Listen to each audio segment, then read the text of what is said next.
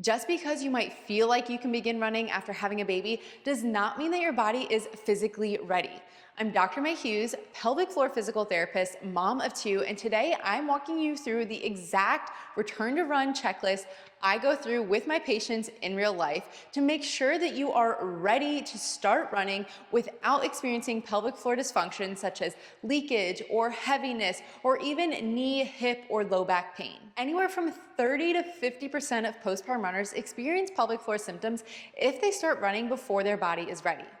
I want you to feel strong and confident when you begin running postpartum, and this checklist will tell you exactly where you stand as well as what you might need to work on. So here are the 5 readiness checks you should be able to complete without any symptoms before you return to run postpartum. Readiness check number 1 is walking. You should be able to walk for 60 straight minutes at a brisk pace without experiencing any symptoms such as leakage or heaviness or any sort of pain in your body.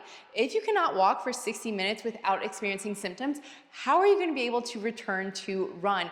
Your running is only going to make those symptoms worse. So please make sure you can complete 60 minutes. I know some guidelines will say 30 minutes, but I personally like to stretch that to 60 minutes just based off of what I have seen in person from my patients. Readiness check number 2 is impact.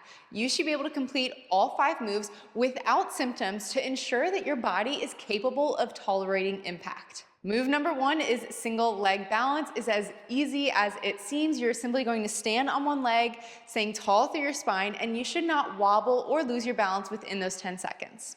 Move number 2 is jogging in place. Just a light jog, pumping those arms for 1 full minute without experiencing symptoms. Move number 3 is a forward hop. You should be able to complete 10 forward hops, landing nice and softly without any sort of symptoms. Move number 4 is bilateral hops in place, and you should be able to perform this for an entire minute. Focus on making as little contact with the ground as possible, keeping your heels lifted and slightly lean forward to ensure that your ribs stay stacked over your pelvis. And our final move, number 5, single leg hops in place for a full minute. Once again, focusing on staying tall through that spine, slightly hinge forward to keep the ribs stacked over your pelvis and keep the heel lifted off of the ground.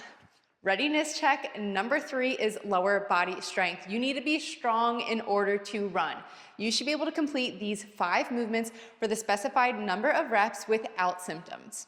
Strength move number 1 is a single leg heel raise.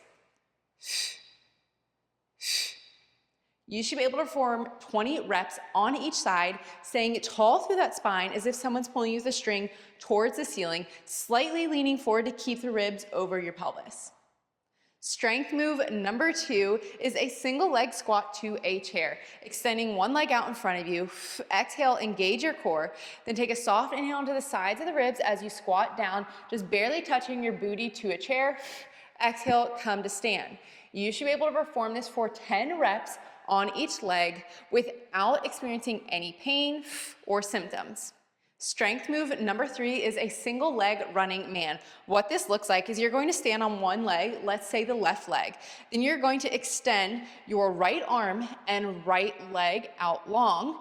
Then exhale as you drive that right knee towards your chest and your left hand towards your shoulder. Inhale, extend long. Exhale, bring your knee to your chest. When you inhale, you are keeping your deep core engaged and you're pressing your foot through the ground, ensuring you're maintaining 3 points of contact through that big toe, pinky toe, and heel. Strength move number 4 is a single leg glute bridge. Bring one knee in towards your chest. Inhale, exhale, zip up your core, then thrust your hips up towards the ceiling, ensuring that you're pressing through all 3 points of contact through your foot, big toe, pinky toe, and heel. You should not experience any symptoms or pain while performing 20 reps on each side. Strength move number 5, last but not least, side lying abduction. Starting on your side, exhale to engage your core. Then exhale as you lift your leg up towards the ceiling, keeping it straight and slightly behind the plane of your body. Then take a soft inhale as you lower your foot to the ground. You don't need to lift your foot much higher than the height of your hip. This will get into your lower back if you lift your foot up really high. You should be able to perform 20 reps on each side.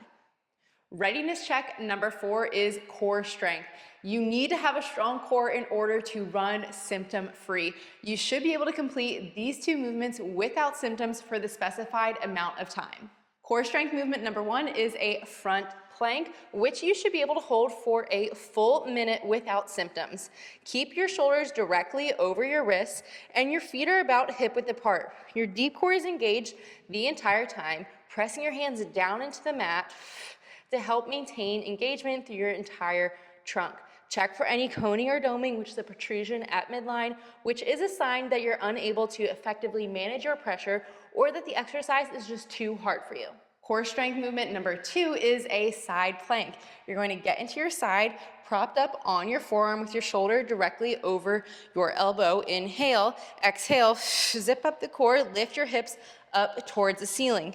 Same thing here. You should be able to perform this without any coning or doming, but for only 30 seconds on each side.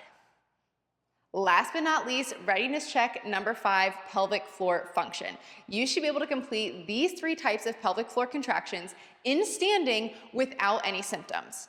The first type of contraction is what we call a quick flick. In a standing position, you are going to quickly contract and lift your pelvic floor up and in, and then quickly relax. It'll be a quick lift, quick relax. You want to make sure you are fully relaxing your pelvic floor before you begin that next contraction. Imagine you are lifting or picking up a piece of Kleenex that is flat on the table. That's a good cue that a lot of my patients resonate with. Another type of cue is imagine your pelvic floor is like that claw hand in a vending machine and you are scooping, you're contracting and lifting that claw up and in. The next is a maximum contraction of your pelvic floor. You should be able to perform 8 to 12 reps of a maximum contraction of your pelvic floor, holding it for 6 to 8 seconds. So what it looks like is you're going to exhale, contract and lift your pelvic floor up and in as hard as you can for 6 to 8 seconds. You should not see any other movement in your pelvis though. There should be no tucking of your pelvis or no squeezing of your glutes. It should be completely invisible to the naked eye. And the last type of contraction is an endurance hold at a sub-maximal contraction percentage.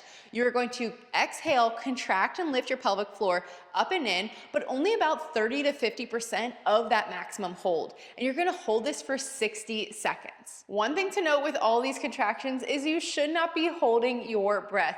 If you have to hold your breath in order to maintain that contraction, that is a sign that you are not ready. If you check the box on all 5 of those readiness checks, congratulations, you are ready to return to run, with one caveat. I strongly recommend that you wait till you are at least 12 weeks, aka 3 months postpartum, before you return to run, even if you have passed this checklist. And that is to allow time for your pelvic floor and core to heal while building foundational strength. That is my personal recommendation and what many guidelines recommend, but do with it as you wish. Now, before you get back into running 3 straight miles, I also recommend going at a slow pace. For instance, starting with some walk-jog intervals. Maybe that looks like you walk for 3 minutes, then jog for 1 minute, and you repeat that for about 8 cycles to get your run for the day. This just allows some time for your body to get used to that high impact movement again. And if you didn't pass and you aren't ready yet, that is okay. I cannot emphasize enough how important it is to focus on building your foundational strength before you return to run, because you want to return to running without symptoms or setbacks. Y'all, we are playing the long game here. So a few months of putting the running to the side and focusing on your foundational strength is so worth it for a lifetime of running without symptoms. If you want a proven step-by-step plan to pass this checklist and return to running stronger, then I encourage you to check out my Movement Through Early Postpartum program. It's a 12-week postpartum rehab program with follow-along sessions designed to help you heal your pelvic floor, reconnect to your core, and rebuild your full body strength postpartum. There are follow-along sessions for every single workout with me cueing you through every single movement as if I were your personal pelvic floor physical therapist. If this sounds like something that you might need, click the link below and try it today for free.